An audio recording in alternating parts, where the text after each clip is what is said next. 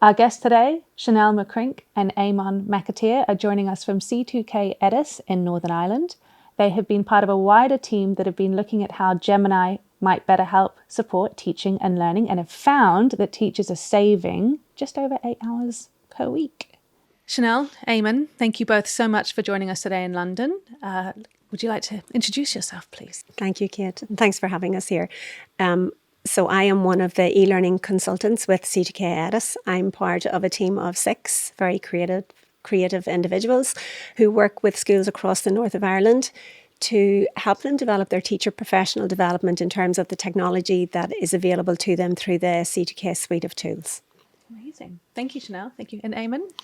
I'm Eamon. I am the lead of eLearning within C2K Edis, and that's part of the Education Authority for Northern Ireland. Mm-hmm. Eamon, as the lead for eLearning, can you tell me a little bit about your vision for education in Northern Ireland? Our vision is to work with suppliers from across the world to deliver the best technology available, hardware, software, infrastructure, to schools in Northern Ireland. That really is based on equity of provision and services. So we can have a small school on an island with 10 pupils, and we can have a post-primary school with 1,800 pupils. They will get the same infrastructure, software, etc. And that in our country is a big thing, because post-conflict, it is important that we have that provision of service. Chynel, thank you for joining us. So when Gemini first became available for use, can you tell us some of your initial reactions to it? Yeah, I suppose on a personal level, I was very excited about it. Generative AI showed us the possibilities and the potential. The technology was very new to us, but we knew that we had a community of educators who were willing to explore that. And can you tell me a bit about the educators before you started looking at Gemini, or maybe why you started deciding to have a look at it? So at that time in the north, our teachers were coming out of a period of industrial action. It was action short of strike, and that had been going on for 10 years. So we really had issues in terms of teacher workload, teacher well-being, and then looking at impact on teaching and learning. And the opportunity to include generative AI in our plan for education meant that we were able to address some of these issues head on. Chynel, so teachers were starting to show some interest in generative AI. How did you go about formalizing your approach to this? So through conversations with teachers and with school leaders, we understood that teachers were exploring this and also looking at teacher workload and well-being and the impact on teaching and learning. We decided that the best way forward was to craft a proof of concept pilot where we could incorporate the use of Gemini with a selection of our teachers and get really the data and the information that we needed about the impact. And Chynel, how did you convince leadership that this was something worthwhile pursuing? I suppose in the background to this, there were lots of conversations. It started off in November 2023 with a conference we had that was called Starting the Conversation, where we really listened to what teacher needs were and what their aspirations were for education and for their pupils. And we decided then that putting together the proof of concept meant that it was going to have to be a co-authored pilot with our teachers, taking into consideration their needs and their values. Eamon, what was your perspective on this when it first landed on the table, so to speak? It was trying to convince a number of people because we knew it was the right way to go. We listened to our teachers, we worked very closely with them. But it was a big challenge because the fears around implementing such a major project and the concerns around compliance was a major barrier. So we worked closely with the Education Authority Information Governance, and that is their specialist role. And with Google and the security and the safeguarding that Google allowed us to work within, built that walled garden that we have had, because our service is fundamentally built on safeguarding and keeping children safe. And therefore, that needed to be part of the solution going forward. Then after we did that, we kind of felt that, as Chynel said, co-authoring was the way to go, because we're sitting in an office every day and we're meeting with Google and meeting with other suppliers, and that's all very good, but it's the teachers that we need to listen to and their concerns. And what we were finding was that some schools, some teachers were using other services with OpenAI, where their data was feeding the large language model, and that was a major concern for us. Yeah. So we did all the compliance and all the data impact assessments, which were long and tedious, but we did get a great help from Google to do that. And when everyone was happy with that, that was our cue then to proceed to work with the teachers and to have a structure in place that was able to give us the data that we needed to make informed decisions going forward, because they had to be informed and they had to be recorded. The senior management in EDIS then worked with leadership in EA to okay the project, and then we implemented the proof of concept. Oh, well, congrats for getting it over the line. I know we're very impressed from our perspective of just like the level of buy-in you would have had to get across such a large organisation to test it so thoroughly and so broadly. So congratulations. Moving back to the proof of concept pilot. So Chynel, can you tell me a little bit about, if we zoom out, how did it all fit together? What did it look like? How long did it take? Who was part of it? What was they part of? Thank you. Well, I suppose in planning for this, the eLearning team all have education backgrounds. We're all teachers. So we looked at it from the point of view of, what if you could craft the perfect lesson, what would it be like? It would have clear goals. It would have multiple methods of accessing. It would have iterative assessment. And it would have input from the student voice, and the students in this respect being our teacher educators. So we started off with a steering group or a group of champions, 12 teachers and 8 of our C2K EA colleagues who would be the leaders or the mentors in this. And we took them for like a pre-launch day up in Dublin headquarters of Google. We showcased Gemini at that point, the tools that were available, and then we considered how this would be integrated into our specific Northern Ireland context with curriculum. The next thing to do was to onboard the teachers, and what we wanted was a very vast representation of all phases in our education, so nursery, primary, post-primary, special ed, Irish medium, and EOTIS, which is education other than at school, and we had representation from all of those phases. We had a level of enthusiasm for Google, so these schools were Google users, but we had a variety of confidences from beginner to more advanced, and that was critical for us when we had the teachers all together, to giving opportunities to create rich conversation and building that community of practice that we wanted. Then we worked in the background throughout December to create the classroom. So we had a classroom full of resources, materials, videos, anything we thought that could support the teachers in this journey. And Google helped very much in populating that and giving ideas for content. We had a lot of resources around prompt engineering that we knew were going to be very useful. We're all getting started with this, aren't we? Yeah. And then after that, we were onboarding the teachers. We had expressions of interest through the help desk. We had schools that C2K had worked with previously. We had quite an extensive wait list of teachers who had heard about the pilot and who wanted to be involved. And that was really crucial, I think, to the programme as well. Yeah. And then after that, we had a launch day in January, where we took the teachers then to Google headquarters back in Dublin.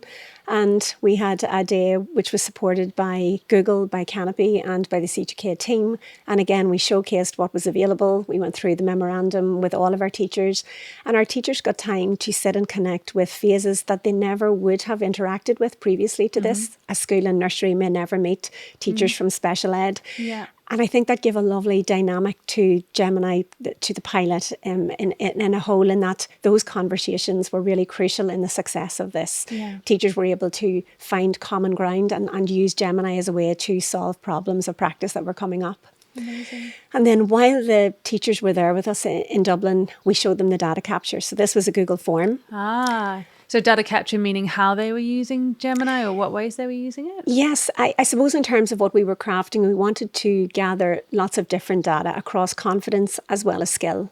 So the data capture allowed us to capture areas such as frequency of use and the time saved. And this was a really crucial one. So the time that teachers were saving by using Gemini, and also the different tools they were using. Gemini integrated in Docs, Sheets, Slides and Drive, as well as the Gemini app. Thank you so much. That was a very thorough and excellent description of a 6-month-long program. It did. It lasted from the December right through until May. Amazing. Thank you so much. And Eamon, one of the things I really enjoyed hearing about how you executed the pilot was the sort of sense of community that was instilled in teachers, and also kind of the safe space to share.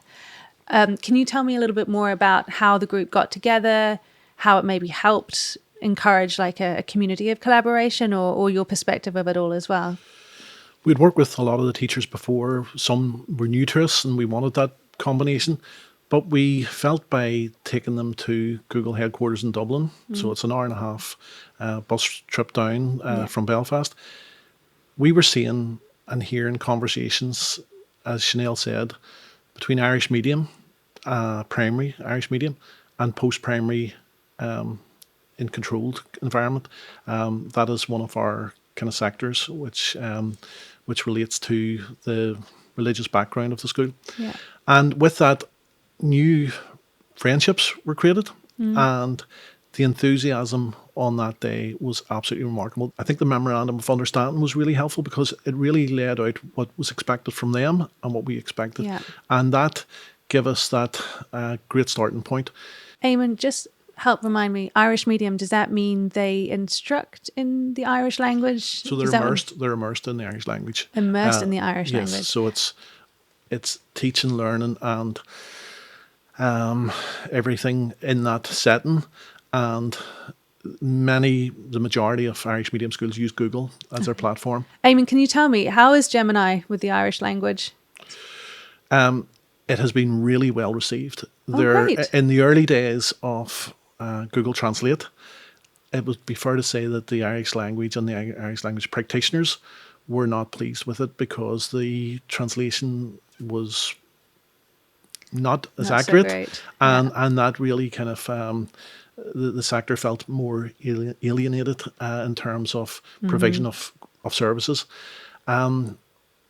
Google have come on so far in terms of that, and now it is the standard platform. Okay. Google Workspace is a standard platform. So just to add to what Eamon said in terms of Irish medium, we collected data. Part of the data that we collected was across a rating scale between 1 and 5. So 1 being it's saves me a few minutes, to 5 being it's redefining approaches to paperwork, to administration across key data areas.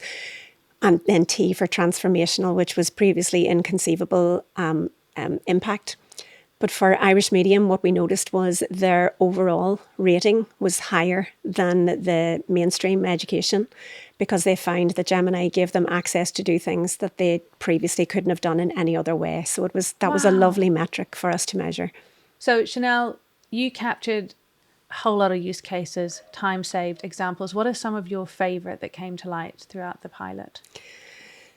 So we had, at the end of the pilot, just in early June, we had just under 600 unique cases that went into our data sheet. Some of the most impactful ones for me were the use cases that impacted on the rest of the staff. For example, we had one teacher who wanted to help support her staff in the updating of planners. This was a multi-step task that was looking at the old planners, looking at the new planner template, looking at new planner content. And for a school running that through from primary 1 all the way to primary 7, that's hours, possibly weeks of work. But using iterations with Gemini to create a gem, this teacher was able to bring that task down to just a few minutes. Really? And different iterations of Gemini being able to then share that gem with her staff. She's actually, this week as she speak, rolling out this gem to her staff and helping them cut down that workload from hours into mere minutes. That is amazing. That is a huge amount of time saving. Can you give us maybe list out a few other ways teachers are using Gemini sort of quite regularly to get some of the more administrative tasks off their plate? Yes, sure. So I was speaking with a teacher who was talking about just crafting emails to send back to parents. Yeah. And we were chatting about the fact that some of these emails can come in at 3:15 on a Friday evening. And if you're getting an email from a disgruntled parent at 3:15, that can impact on teachers quite a bit. And over the weekend, if you don't get to send it back then, you think about it, and that lays heavily on you on a Sunday night because you're going to have to deal with it on a Monday morning. And what they were thinking of was that they wanted to have a way to support parents in understanding the school policies. So they were using Gemini to use the gem to put in all the school policies, and then create a gem that would respond in an empathetic but a very firm tone. Yeah. And when they tried this out with one of the emails that had come in, the gem went straight to the policies, created this beautiful email that explained the policy that was very fair and impartial. And they felt that they could respond to those parents quickly, efficiently, and with the school policies. And they could let it go and have the weekend and not be dreading coming back in on the Monday morning. Amazing. And how much time are you estimating that teachers are saving per week? So from the data that we got, it was an average of about 35 hours a month. Teachers were finding that they were able to attend to the instructional teaching with their students. It gave them time back to interact with their students. And that was critically important, not only for the students, but also for the teacher well-being. So from what Chynel has just said, one of the most heartwarming comments came from a little kind of exercise we did where we asked teachers to put up post-its of kind of some of their comments. And one of the comments said, Gemini has helped me be a better dad.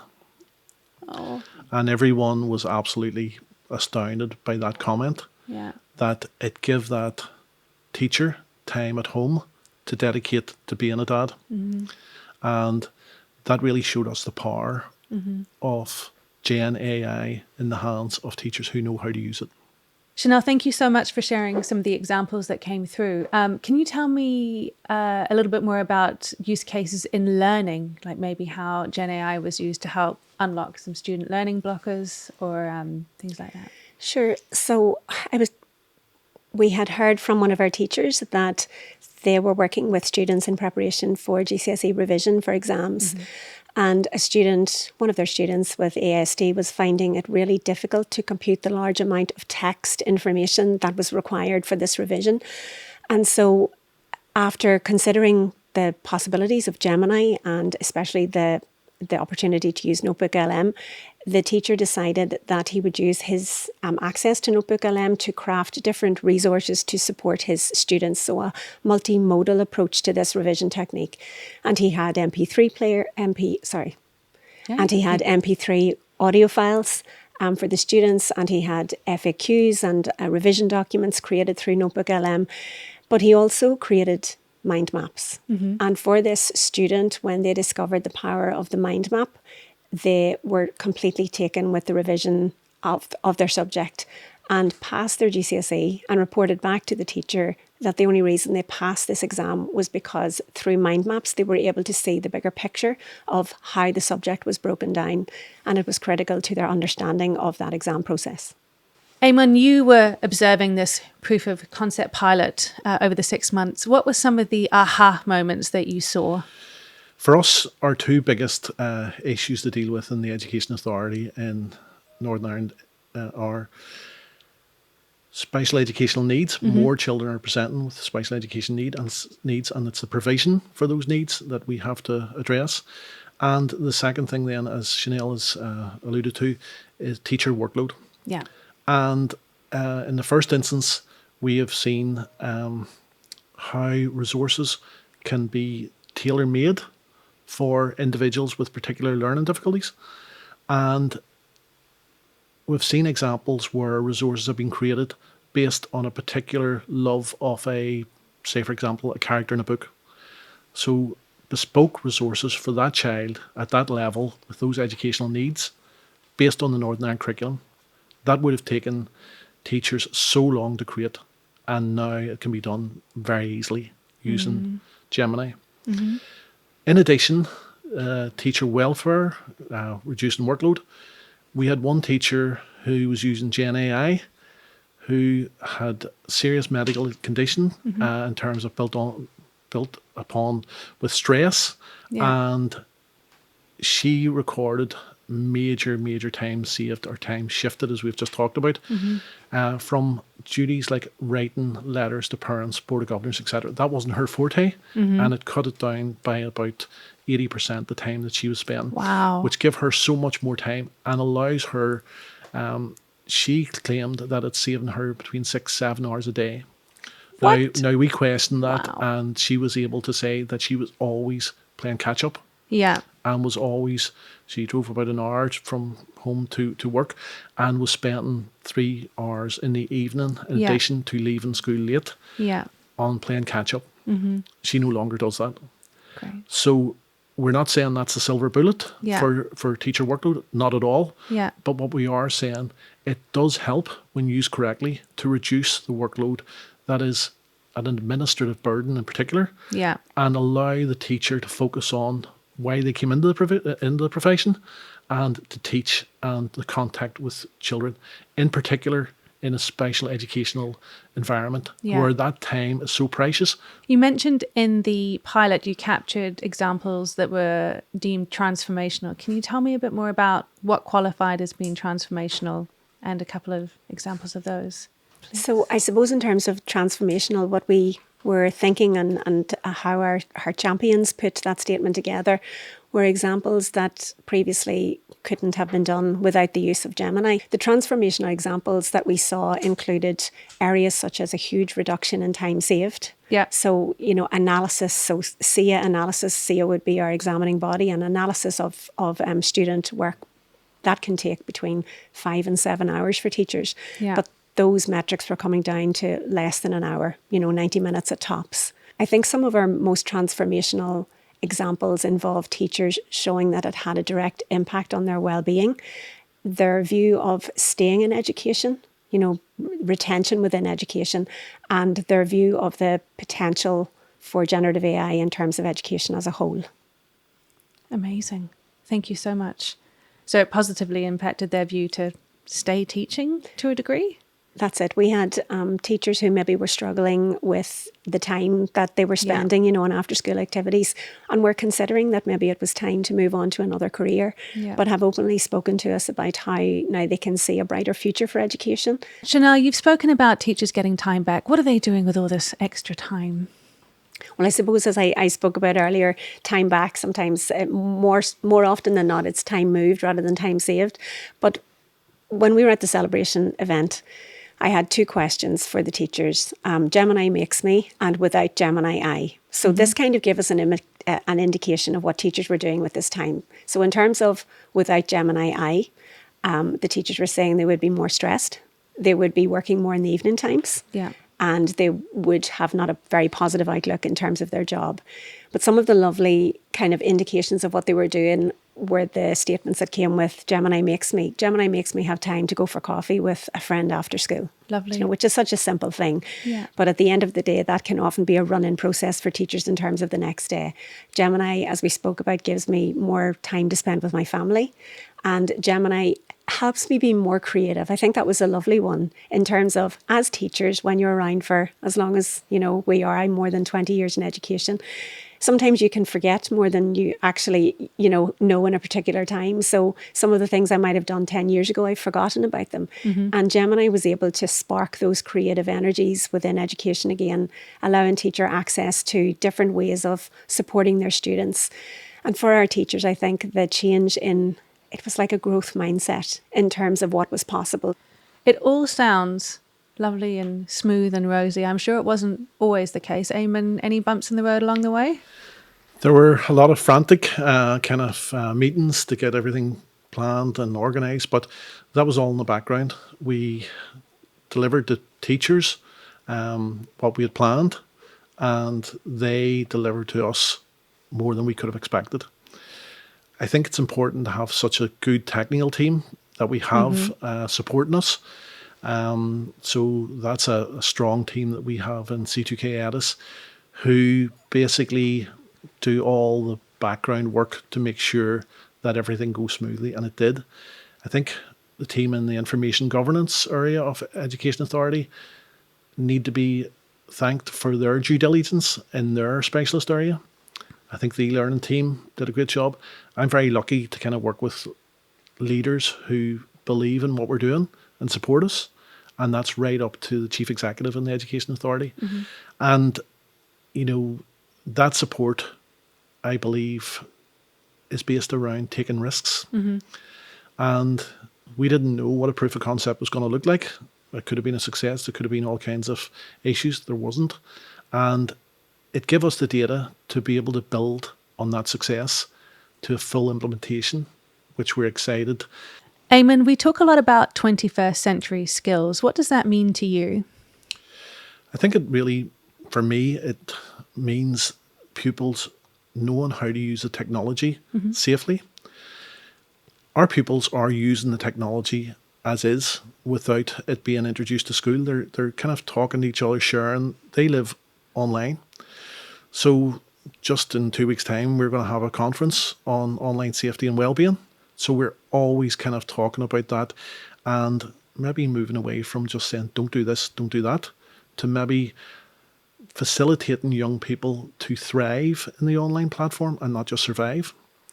And we see the ability to communicate, listen, and to engage, the collaborative skills that sometimes we take for granted, of enhancing those and allowing the student to use the educational technology to support their individual learning, whatever that is and whatever tools they require. My boss, he always talks about his son walking around with his headphones on and he's listening to podcasts built from Notebook LM on course content. And he said he never thought he would see that. And that is that pupil walking around the house and just engaging on learning, less so than reading, but taking the content in a different fashion that is natural to that young person. And Chynel, what are some of your concerns around students and their use of generative AI? I suppose in listening to what teachers are saying, there is a fear of students over-relying on generative AI to create content in response to assignments and then the impact that will have on exams. In terms of critical thinking skills, if students are able to outsource the thinking to generative AI. But we have some lovely examples of many of our teachers who are addressing this head on, even without support and guidance. So I have a lovely example of a primary school teacher who has been introducing generative AI to her students to help problem solve issues that are happening in the class.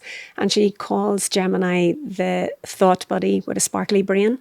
And it's a lovely way to introduce what Gemini is to her young students and also model that ethical use of AI in terms of the problem solving that they're doing in the class, which is brilliant.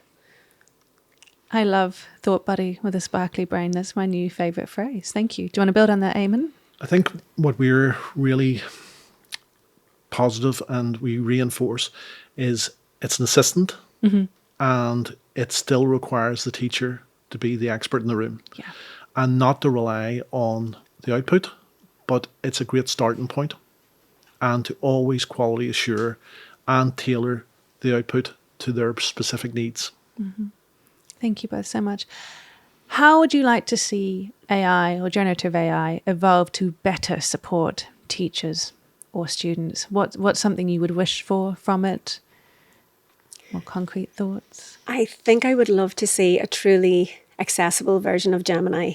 So at the moment, it's text-based. Yeah. I would love to see integrations where it allows the user to choose different formats to be able to interact. So maybe an audio. I'm thinking of students maybe who work at a reading level that is, below what the output of Gemini is. And I think that would be really beneficial for teachers and for students who interact with technology in multimodal ways. How would you describe this generation of students in a word or sentence? I think in a word, I would call our students lucky. Our students have voice. They communicate at all times of the day, throughout the day. And having this technology, I wish I was back in school so that I had access to this for my own studies. So I think our students are incredibly lucky to have these opportunities that generative AI will afford them in their education and lifelong learning journey. Thank you both so much for spending time with us today. We really appreciate you coming and joining us in London. And thank you so much for your time. Thank you, Kate. Thank you, Kate.